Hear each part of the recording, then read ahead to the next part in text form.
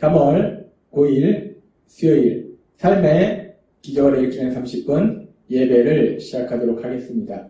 하나님께서 오늘 우리에게 주신 말씀은 사도행전 16장 18절에서 25절까지 말씀입니다. 이 말씀 제가 봉독하도록 하겠습니다. 이같이 여러 날을 하는지라 바울이 심히 괴로워하여 돌이켜 그 귀신에게 이르되 예수 그리스도의 이름으로 내가 네게 명하노니 그에게서 나오라 하니 귀신이 즉시 나오니라. 여종의 주인들은 자기 수익의 소망이 끊어진 것을 보고 바울과 실라를 붙잡아 장토로 관리들에게로 끌어갔다가 상관들 앞에 데리고 가서 말하되 이 사람들이 유대인인데 우리 성을 심히 요란하게 하여 로마 사람인 우리가 받지도 못하고 행하지도 못할 풍속을 전한다 하거늘 무리가 일제히 일어나 고발하니 상관들이 옷을 찢어 벗기고 매로 치라 하여 많이 친 후에 옥에 가두고 간수에게 명하여 든든히 지키라 하니 그가 이러한 명령을 받아 그들을 깊은 옥에 가두고 그 발을 착고에 든든히 채웠더니 한밤중에 바울과 실라가 기도하고 하나님을 찬송하며 죄수들이 듣더라. 아멘. 오늘도 이 시간 하나님께서 우리 주신 말씀을 듣기 전에 잠시 기도하는 시간 갖도록 하겠습니다. 하나님 아버지 감사합니다. 오늘도 저희들 사랑하셔서 저희를 만나주시고 저희에게 말씀하여 주시니 감사합니다. 하나님 아버지 오늘도 주시는 말씀을 통해서 늘 저희와 함께 하시는 하나님, 그 하나님의 놀라우신 사랑을 다시 한번 기억하게 하시고 그 하나님을 믿음으로 담대하게 세상을 살아가는 저희 모두가 될 수 있도록 은혜 베풀어 주옵소서.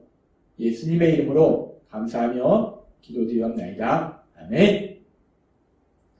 하나님께서 어제도 우리에게 말씀해 주셨다시피 이제 바울 사도를 통해서 빌립보 지역에서 복음이 전파되고 그래서 루디아라는 한 여인이 그리고 그 여인의 가족이 구원받는 놀라운 역사가 일어납니다.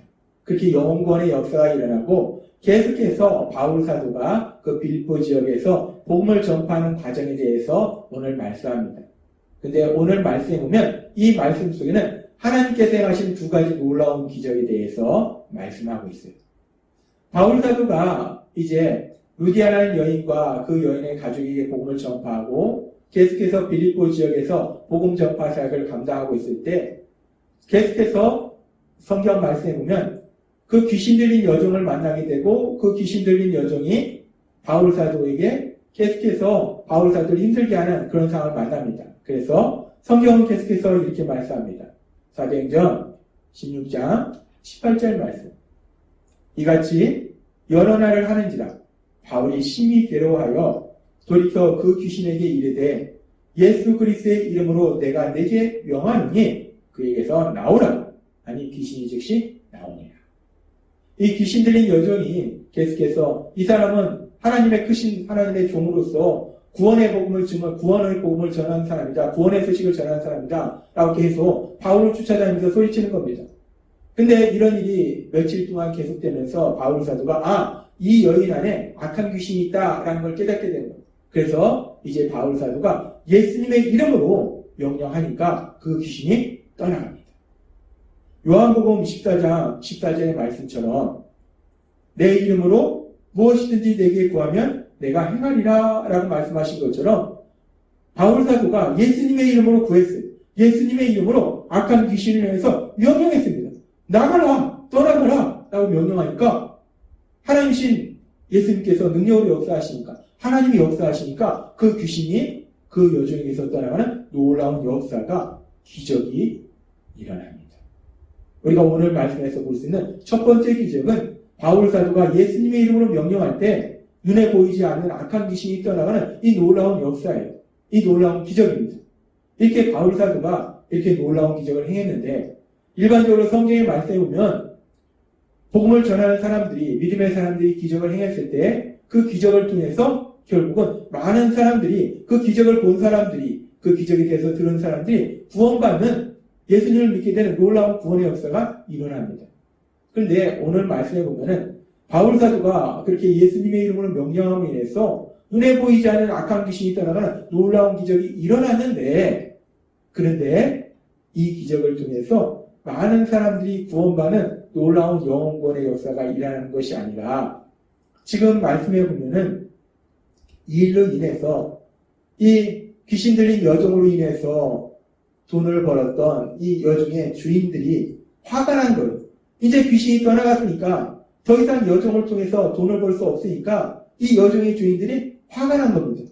그래서 이 여종의 주인이 바울과 실라를 잡아서 관리들에게 데려가서 말도 안 되는 엉뚱한 제목으로 이들을 고발합니다. 그리고 계속해서 성경은 이렇게 말씀합니다. 사도행전 16장 22절부터의 말씀. 우리가 일제히 일어나 고발하니 이 여종의 주인이 와서 고발하니까 다른 사람들도 덩달아서 이 바울과 실라를 고발합니다. 그래서 우리가 일제히 일어나 고발하니 상관들이 옷을 찢어 벗기고 매로 치라 하여 많이 치루에 옥에 가두고 간수에게 명하여 든든히 지키라 하니 계속해서 이렇게 말씀합니다. 24절 말씀. 그가 이러한 명령을 받아 그들을 깊은 옥에 가두고 그 발을 착고에 든든히 채웠더니 라고 말씀합니다. 여종의 주인이 바울과 실라를 잡아서 관리들에게 데려가서 말도 안 되는 제목으로 고발을 했는데, 그런데 그 관리들이 정식 재판도 거치지 않고 그들의 말만 듣고 지금 바울과 실라를 아주 많이 때려요. 심하게 매질을 하고, 그리고 지금 말씀해 보니까 감옥에 가둡니다. 근데 그 당시 로마의 감옥은 세 단계로 돼 있어요. 첫 번째 어떤 감옥이냐면 죄수들이 햇빛을 쬐고 공기도 들이마실 수 있는 보통 감옥이 있어요. 그리고 그것보다는 이 창살로 돼 있고 그리고 그 문을 잠그는 내옥이 있습니다. 그리고 햇빛도 들지 않는 어두컴컴한 아주 지하 깊숙이 사형수들을 가두는 지하 감옥이 있었어요. 근데 지금 이 바울 사도가 갇힌 곳은 어딘가? 이 말씀에 보면은 맨 마지막 가장 어둡고 축축하고 가장 위험한 죄수들을 가두는 가장 깊은 지하 감옥. 그 지하 감옥에 지금 바울과 실라를 가두었다는 거예요. 그리고 더군다나 그 지하 감옥에만 가둔 것이 아니라 지금 말씀해 보면은 깊은 옥에 가두고 그렇게 가장 깊은 지하 감옥에 바울과 실라를 가두고 그 발을 착고에 든든히 채웠다라고 말씀합니다. 발을 착고에 채웠다는 것이 무엇인가? 이 착고라는 것은 죄수들을 두 발을 최단으로 벌려서 그 발목을 묶어서 고정하는 거예요. 그러니까 지금 바울과 사도는 가장 깊숙한 지하 감옥에 갇혀 있을 뿐만 아니라 두 발을 최대한으로 벌린 상태에서 묶여서 그 상태로 감옥에 갇혀 있는 거예요. 이 바울과 실라는 지금 가장 흉악한 범죄자 취급을 받고 있더라는 겁니다. 그렇게 사실 바울과 실라가 가장 흉악한 범죄자 취급을 받고 있는데, 그런데 우리가 성경의 말씀을 보면 바울과 실라가 잘못한 것이 없어요. 이런 흉악한 범죄자 취급을 받을 아무런 이유가 없습니다. 아니 오히려 바울은 귀신으로 인하여 고통받는 그 여종에게서 귀신을 쫓아냄으로 인해서 착한 일을 했는데, 선한 일을 했는데, 그럼에도 불구하고 바울은 억울하게 잡혀서 억울하게 재판도 없이 심하게 매로 맞고, 그래서 이 어두운 지하 감옥에 갇혀 있다는 거예요. 이 바울이 심하게 매를 맞은 그 자리는 피가 흐르고 있었을 거예요. 그리고 그 매를 맞은 곳은 너무나 고통스러웠을 거예요. 바울은 그렇게 육체적으로 너무나 고통스러운 상황 속에서, 그리고 너무나 억울한 상황 속에서 바울의 마음속에 자신을 부르셔서 복음을 전파하도록 하신 그 하나님에 대한 불평이 생길 수도 있습니다. 하나님의 말씀대로 복음을 전했고 귀신을 쫓아내는데 제가 왜 이렇게 억울하게 잡혀서 매를 맞고 감옥에 갇혀야 됩니까? 바울은 그렇게 하나님께 불평을 할 수도 있었을 거예요. 그리고 사실 바울이 이런 상황 속에서 그 어두운 감옥에서 이제 가장 흉악한 범죄자 취급을 다 받으면서 그 어두운 지하 감옥에 두 발이 묶여서 그렇게 갇혀 있을 때 바울의 마음속에 그런 생각도 들었을 겁니다. 아, 이제 끝이구나. 난 여기서 끝이구나. 내 사역은 여기서 모두 끝이구나. 내 인생은 여기서 끝나는구나. 바울은 그렇게 슬퍼하면서 절망할 수도 있었을 겁니다.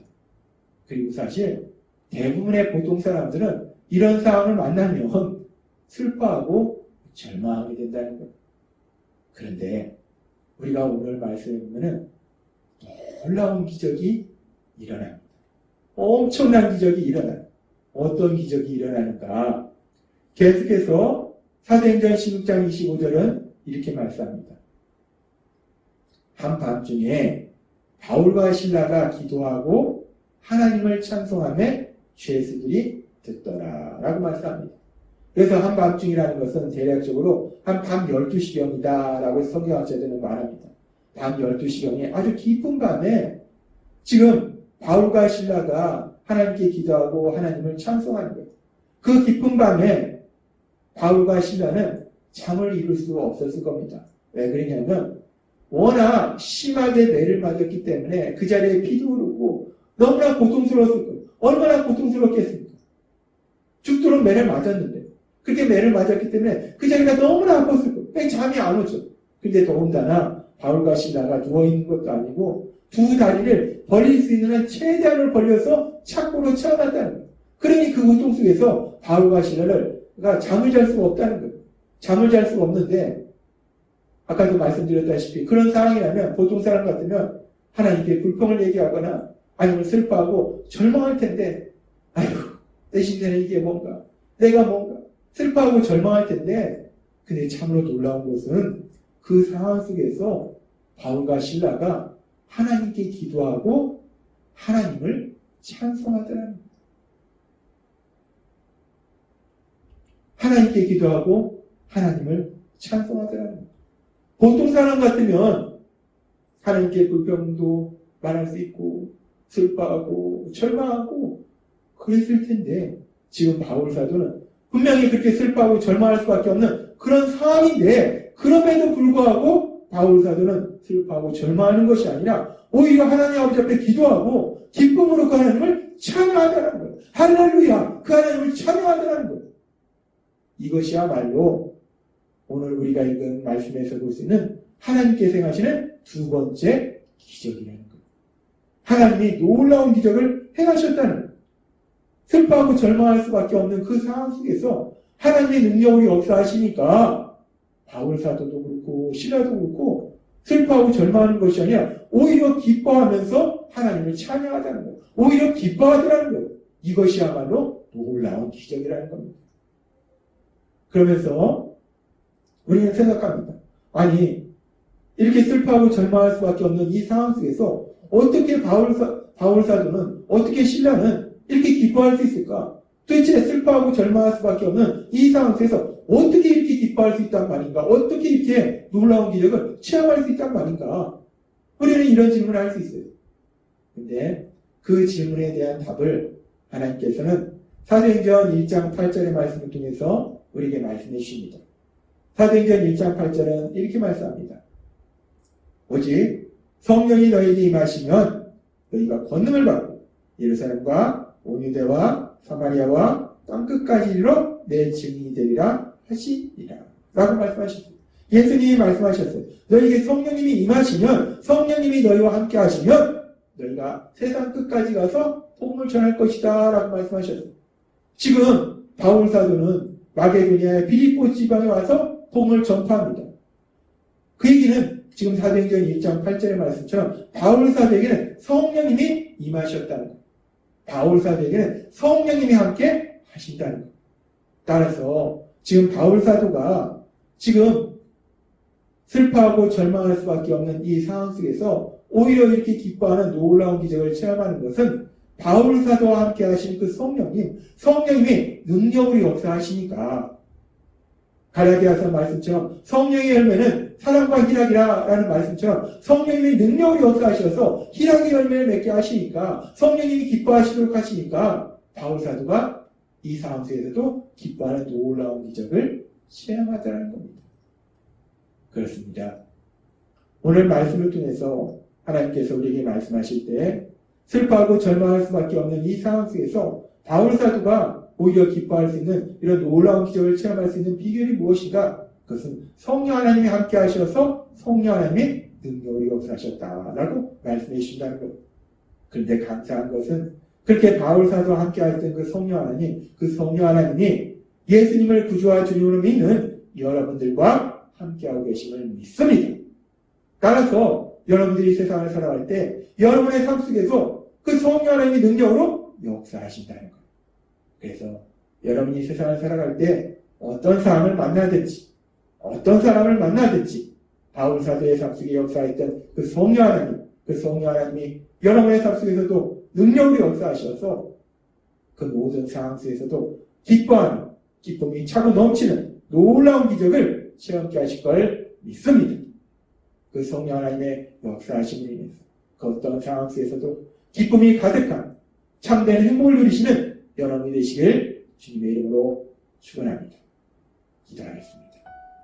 하나님 아버지 감사합니다.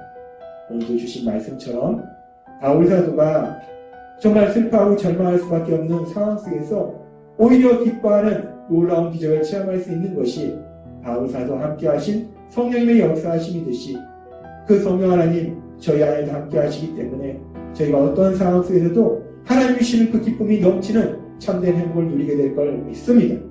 성령 하나님의 역사하심에 따라서 그렇게 하나님이 주시는 기쁨을 마음껏 누리는 저희 모두가 될 수 있도록 은혜 베풀어 주옵소서. 예수님의 이름으로 감사하며 기도드리옵나이다. 아멘. 이 시간도 하나님께서 우리 주신 말씀 묵상하면서 조용히 기도하는 시간 갖도록 하겠습니다.